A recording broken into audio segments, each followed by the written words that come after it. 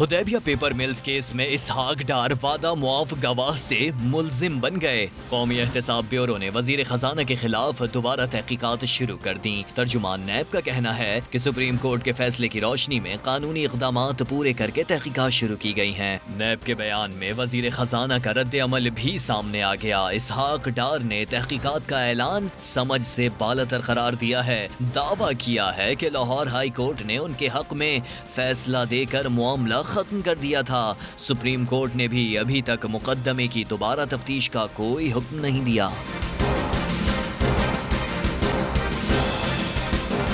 सन 2000 में वजीर खजाना इसहाक डार वादा मुआफ गवाह बन गए थे।